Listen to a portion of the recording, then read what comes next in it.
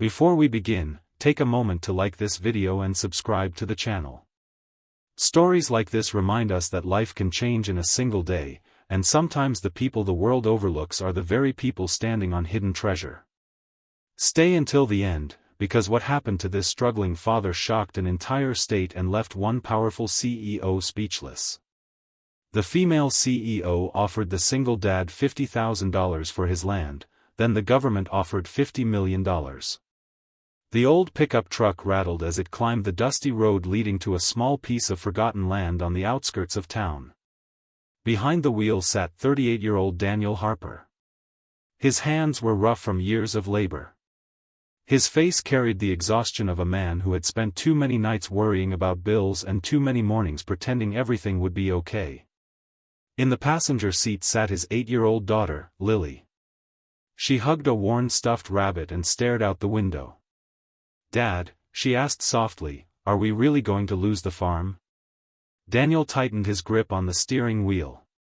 The question hurt because he didn't have an answer. The farm wasn't much by anyone's standards. 20 acres of rocky soil. A weathered house that needed repairs. A broken fence. An old barn leaning slightly to one side. Most people wouldn't have looked at it twice. But to Daniel, it was everything. It was where he had grown up. It was where he had learned to ride a bicycle. It was where he had proposed to his wife, Emily. And it was where he had buried her 3 years earlier after a sudden illness took her away. Every corner of that land held a memory. Every tree carried a piece of his life. But memories didn't pay mortgages. The bank had already sent multiple warnings. Medical debt from Emily's treatment continued to pile up. The small construction jobs Daniel worked barely covered food and utilities. He was running out of options. As they approached the farmhouse, Lily looked at him again. "What happens if we have to leave?" Daniel forced a smile. "We'll figure it out." The word sounded stronger than he felt. Because the truth was simple. He had no plan. No savings. No relatives who could help. No miracle waiting around the corner. Or at least that was what he believed. At that very moment, 50 miles away in a glass skyscraper overlooking the city, a woman named Victoria Sterling was studying a map. Victoria was the CEO of Sterling Development Group. At 45 years old, she had built one of the largest real estate companies in the region. People described her in many ways. Brilliant. Fearless. Demanding. Ruthless. She had earned billions transforming forgotten land into profitable developments. If Victoria saw opportunity, she pursued it relentlessly.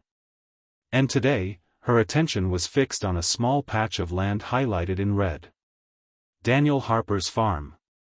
One of her executives stood beside her desk. "Most of the surrounding properties have already agreed to sell," he said. Victoria nodded. "And this owner?" The executive checked his notes. "Single father. Financial problems. Behind on payments." Victoria leaned back. "Then it shouldn't be difficult." The executive smiled. "What would you like us to offer?" Victoria glanced once more at the map. $50,000. The executive looked surprised. "That's all? The land isn't worth much on paper." He nodded. Victoria returned her attention to the city skyline. To her, it was just another acquisition. Another signature. Another deal. Another piece of land standing between her company and a massive luxury project. She had no idea that this forgotten farm would soon become the most valuable property in the entire state. 3 days later, Daniel heard a knock on the front door. When he opened it, he found 2 professionally dressed representatives standing outside. One handed him a business card. "We represent Sterling Development Group." Daniel frowned. "What do you want?" "We'd like to discuss purchasing your property." Daniel immediately shook his head. "It's not for sale." The representatives exchanged glances. "We believe you'll want to hear the offer." Daniel reluctantly invited them inside. The farmhouse kitchen was modest. Scratched wooden table. Old cabinets. Faded paint. The visitors looked slightly uncomfortable sitting there. One representative opened a folder. "Mr. Harper, our company is prepared to offer you $50,000 for your land." Daniel nearly laughed. "50,000? Yes. My mortgage debt alone is close to that." The representative folded his hands. "It's a fair market offer." Daniel stared at him. Then he looked around the kitchen. Emily's favorite coffee mug still sat on the shelf. Family photographs covered one wall. Lily's drawings were taped to the refrigerator. This wasn't just land. It was home. "No." The representative blinked. "No?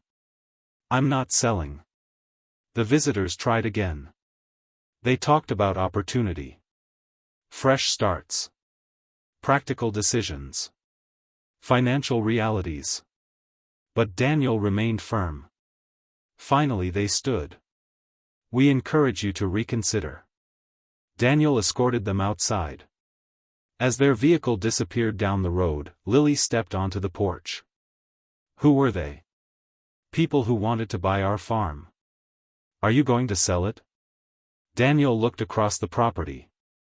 The wind moved through the grass. The old barn creaked softly. And for a moment he imagined Emily standing beside him. Smiling. Encouraging him. "No," he said quietly. "I'm not." Lily wrapped her arms around him. Neither of them noticed a black SUV parked far down the road. Inside sat another visitor. A government geologist named Richard Lawson. He lowered a pair of binoculars. Then he looked at several reports spread across the passenger seat. His heart was racing. Because preliminary survey data suggested something extraordinary. Something almost impossible.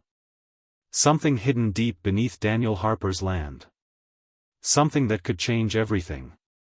But before the government could verify the discovery, strict regulations required complete confidentiality. For now, no one could know. Not Daniel.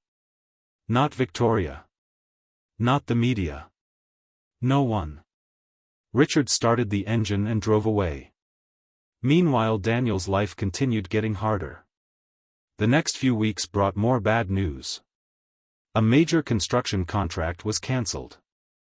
The bank issued another warning. The tractor broke down. Medical bills arrived almost daily. Every evening Daniel sat at the kitchen table reviewing numbers that never seemed to work. One night he remained awake long after Lily had gone to sleep. Rain tapped against the windows. Bills covered the table. His head rested in his hands. For the first time, he seriously considered selling. Maybe Victoria's company was right. Maybe he was being stubborn. Maybe memories weren't enough. The thought filled him with guilt. Because selling felt like abandoning the last piece of Emily he still had. Then he noticed a letter tucked beneath the bills. It was one Emily had written shortly before she passed away. Daniel unfolded it carefully. His eyes moved across familiar handwriting. The final paragraph stopped him cold. "Whatever happens, don't measure your life by what you own. Measure it by the people you love and the courage you show when life becomes difficult. Sometimes the greatest rewards arrive after the hardest seasons." Daniel read the words 3 times. Then 4. Tears filled his eyes. He folded the letter. Placed it against his chest. And made a decision. He would keep fighting. No matter how difficult things became. What he didn't know was that events far beyond his control had already begun unfolding. Government scientists were conducting additional surveys.